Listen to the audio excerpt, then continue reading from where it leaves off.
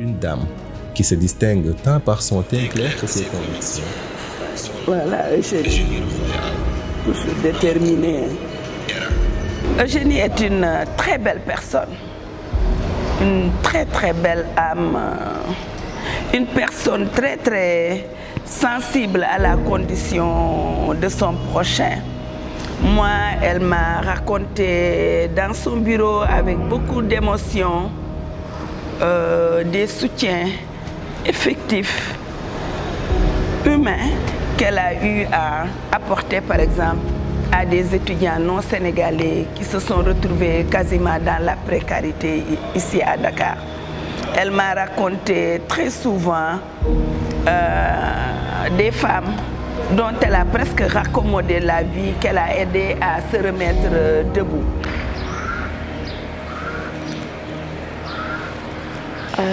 Malheureusement, et je pense que cela figurera dans les plus gros regrets de toute ma vie, je n'ai jamais eu l'opportunité de la rencontrer de son vivant. En tant que jeune femme du 21e siècle et qui est tout aussi concernée par le droit des femmes et qui est, disons, qui essaie à son échelle de se battre, disons, pour améliorer la condition des femmes, je retiens une phrase de Madame Eugénie.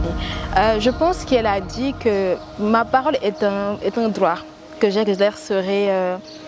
Elle dit exactement, ma parole est un droit que j'exercerai toujours à qui veut l'entendre. Pour moi, cela résume, disons, parfaitement, et même la situation des femmes actuellement, en fait. Elle disait, le difficile me va. Le difficile me va. Je pense que mon combat, c'est de porter la question de l'image des femmes au rang de questions éthiques et déontologiques pour la profession de journaliste. Elle s'était engagée à faire un reportage sur les femmes ouvrières d'une usine de transformation de poissons. Et au lieu de simplement faire un reportage comme ça en une journée, elle a décidé, et c'est ce qu'on appelait à l'époque la ligne d'Amas, de travailler avec elle. Donc en fait tous les matins elle partait dans cette usine de transformation de poissons, elle prenait leur itinéraire, elle vivait leur travail, le dur labeur d'exploitation. Un deuxième fait qui m'a marqué, c'est sa propre arrestation, la torture psychologique et physique qu'elle a subie en prison du fait de son engagement politique et sa fausse couche qu'elle a eue en prison, puisque des suites des mauvais traitements et des mauvaises conditions de détention dans lesquelles elle était, en 1975, elle a perdu l'enfant qu'elle portait suite à une non-assistance de la part de l'administration pénitentiaire. Mais malgré tout, sortie de prison, elle s'est reconstruite dans la difficulté. Je dirais inspirante. Elle disait que son père était courageux et que sa mère était téméraire. Et je pense que ces deux mots-là l'a combiné, courageuse et téméraire, la définit bien. À son décès, j'ai dit Eugénie,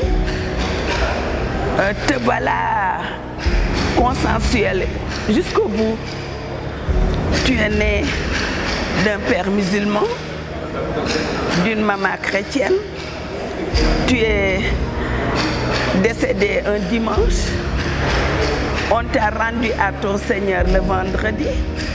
Donc tu as su fédérer et le jour du Seigneur le dimanche et le vendredi aussi, qui est un jour symbolique chez les musulmans. Qu'est-ce que je dois faire encore? Rien du tout. Je rentre chez moi et je dors.